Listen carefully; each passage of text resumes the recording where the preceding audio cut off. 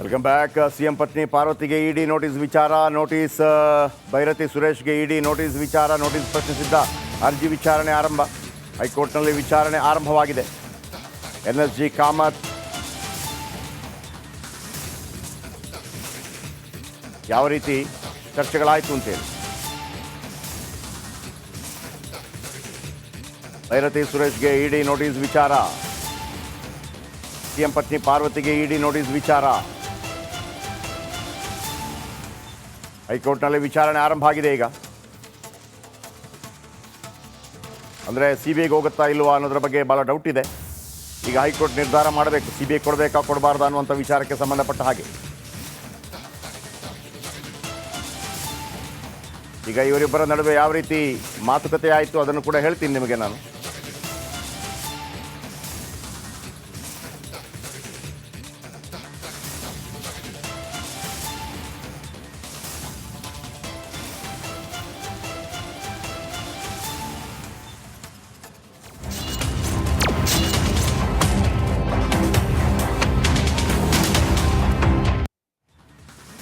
ಮುಡಾ ಹಗರಣದ ತನಿಖೆಯನ್ನು ಸಿಬಿಐಗೆ ನೀಡಬೇಕು ಅಂತ ಸ್ನೇಹಮಯಿ ಕೃಷ್ಣ ಸಲ್ಲಿಸಿದ್ದ ಅರ್ಜಿ ವಿಚಾರಣೆ ಧಾರವಾಡ ಹೈಕೋರ್ಟ್ ಪೀಠದಲ್ಲಿ ನಡೆಯಿತು. ವಾದ ಪ್ರತಿವಾದ ಆಲಿಸಿದ ಕೋರ್ಟ್ ಆದೇಶವನ್ನು ಕಾಯ್ದಿರಿಸಿದೆ. ಈ ಮಧ್ಯೆ ಸ್ನೇಹಮಯಿ ಕೃಷ್ಣ ಮತ್ತೊಂದು ಬಾಂಬ್ ಸಿಡಿಸಿದ್ದಾರೆ. ಏನದು ಬನ್ನಿ ಸ್ಟೋರಿ ನೋಡೋಣ.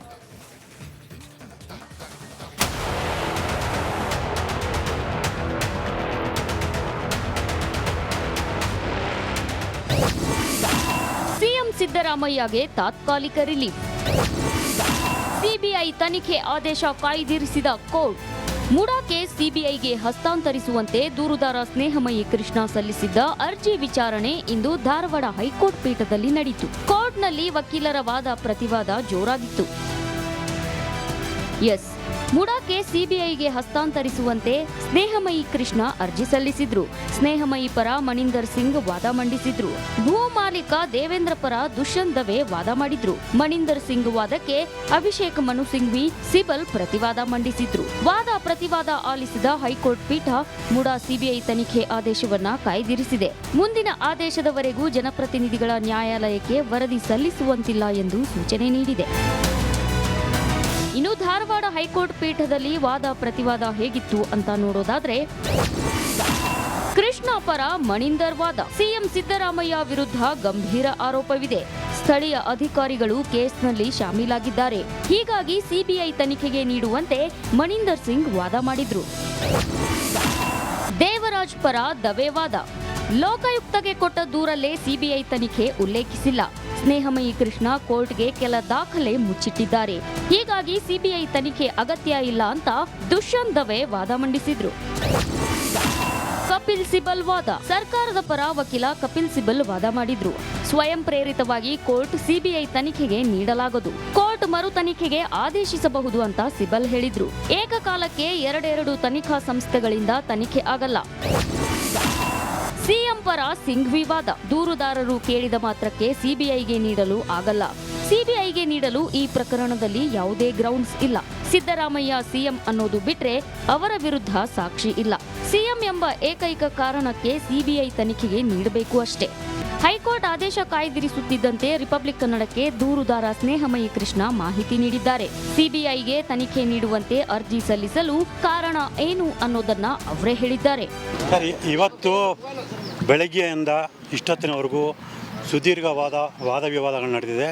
ಸೊ ಮಾನ್ಯ ನ್ಯಾಯಾಲಯಕ್ಕೆ ನಮ್ಮ ವಕೀಲರು ಈ ಪ್ರಕರಣನ ಸಿಬಿಐ ಯಾಕೆ ವಹಿಸಬೇಕು ಅನ್ನೋದ್ರ ಬಗ್ಗೆ ಸಾಕಷ್ಟು ಮಾಹಿತಿಗಳನ್ನು ದಾಖಲಾತಿ ಸಮೇತ ಮತ್ತು ಮಾನ್ಯ ಸರ್ವೋಚ್ಚ ನ್ಯಾಯಾಲಯದ ಒಂದು ಆದೇಶಗಳ ಮೂಲಕ ತಿಳಿಸಿದ್ದಾರೆ.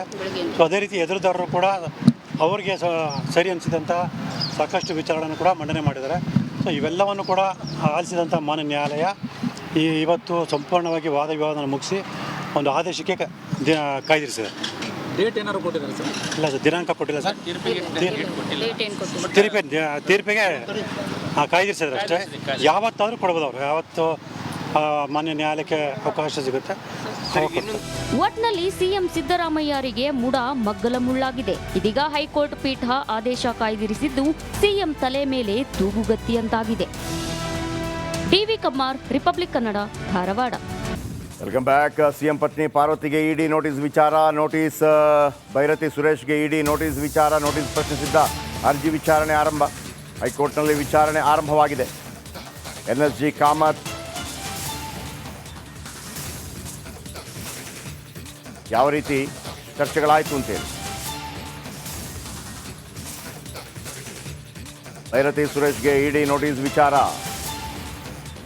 ಸಿಎಂ ಪತ್ನಿ ಪಾರ್ವತಿಗೆ ಇಡಿ ನೋಟಿಸ್ ವಿಚಾರ,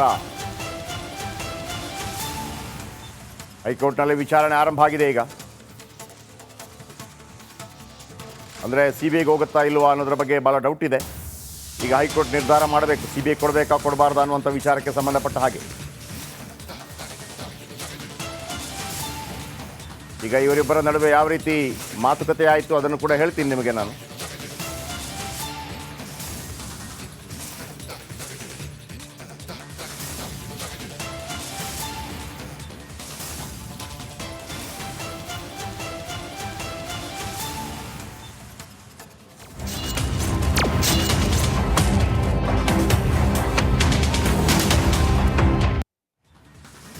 ಮುಡಾ ಹಗರಣದ ತನಿಖೆಯನ್ನು CBIಗೆ ನೀಡಬೇಕು ಅಂತ ಸ್ನೇಹಮಯಿ ಕೃಷ್ಣ ಸಲ್ಲಿಸಿದ್ದ ಅರ್ಜಿ ವಿಚಾರಣೆ ಧಾರವಾಡ ಹೈಕೋರ್ಟ್ ಪೀಠದಲ್ಲಿ ನಡೆಯಿತು. ವಾದ ಪ್ರತಿವಾದ ಆಲಿಸಿದ ಕೋರ್ಟ್ ಆದೇಶವನ್ನು ಕಾಯ್ದಿರಿಸಿದೆ. ಈ ಮಧ್ಯೆ ಸ್ನೇಹಮಯಿ ಕೃಷ್ಣ ಮತ್ತೊಂದು ಬಾಂಬ್ ಸಿಡಿಸಿದ್ದಾರೆ. ಏನದು, ಬನ್ನಿ ಸ್ಟೋರಿ ನೋಡೋಣ.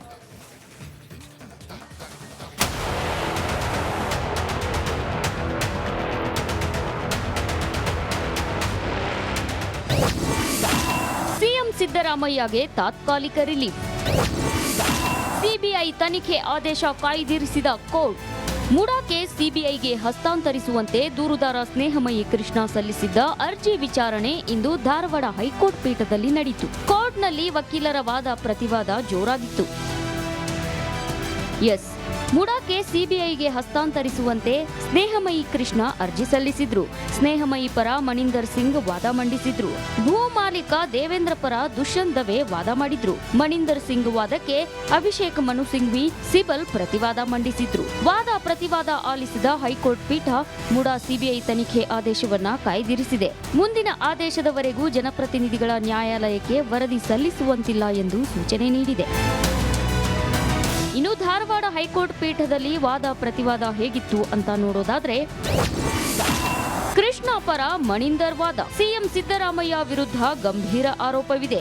ಸ್ಥಳೀಯ ಅಧಿಕಾರಿಗಳು ಕೇಸ್ನಲ್ಲಿ ಶಾಮೀಲಾಗಿದ್ದಾರೆ. ಹೀಗಾಗಿ ಸಿಬಿಐ ತನಿಖೆಗೆ ನೀಡುವಂತೆ ಮಣಿಂದರ್ ಸಿಂಗ್ ವಾದ ಮಾಡಿದ್ರು. ದೇವರಾಜ್ ಪರ ದವೆ ವಾದ. ಲೋಕಾಯುಕ್ತಗೆ ಕೊಟ್ಟ ದೂರಲ್ಲೇ ಸಿಬಿಐ ತನಿಖೆ ಉಲ್ಲೇಖಿಸಿಲ್ಲ.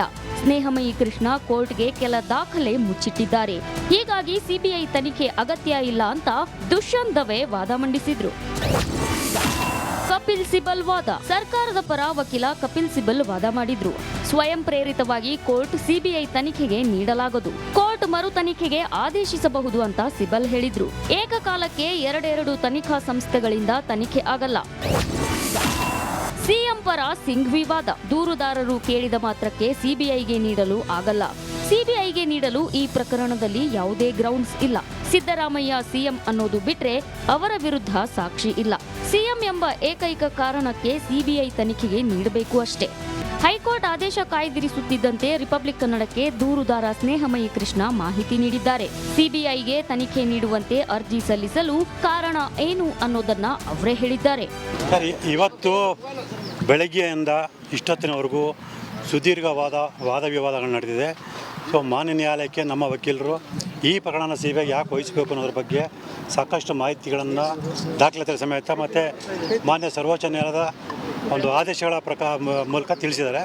ಸೊ ಅದೇ ರೀತಿ ಎದುರುದಾರರು ಕೂಡ ಅವರಿಗೆ ಸರಿ ಅನಿಸಿದಂಥ ಸಾಕಷ್ಟು ವಿಚಾರಗಳನ್ನು ಕೂಡ ಮಂಡನೆ ಮಾಡಿದ್ದಾರೆ. ಸೊ ಇವೆಲ್ಲವನ್ನು ಕೂಡ ಆಲಿಸಿದಂಥ ಮಾನ್ಯ ನ್ಯಾಯಾಲಯ ಇವತ್ತು ಸಂಪೂರ್ಣವಾಗಿ ವಾದ ವಿವಾದವನ್ನು ಮುಗಿಸಿ ಒಂದು ಆದೇಶಕ್ಕೆ ಕಾಯ್ದಿರಿಸಿದೆ. ಡೇಟ್ ಏನಾದ್ರು ಕೊಟ್ಟಿದ್ದಾರೆ ಸರ್? ಇಲ್ಲ ಸರ್, ದಿನಾಂಕ ಕೊಟ್ಟಿಲ್ಲ ಸರ್. ತೀರ್ಪಿಗೆ ಕಾಯ್ದಿರಿಸಿದ್ರೆ ಅಷ್ಟೇ.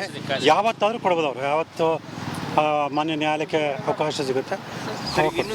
ಒಟ್ನಲ್ಲಿ ಸಿಎಂ ಸಿದ್ದರಾಮಯ್ಯರಿಗೆ ಮುಡಾ ಮಗ್ಗಲ ಮುಳ್ಳಾಗಿದೆ. ಇದೀಗ ಹೈಕೋರ್ಟ್ ಪೀಠ ಆದೇಶ ಕಾಯ್ದಿರಿಸಿದ್ದು ಸಿಎಂ ತಲೆ ಮೇಲೆ ತೂಗುಗತ್ತಿಯಂತಾಗಿದೆ. TV Kammar, republic Kannada, Dharwad.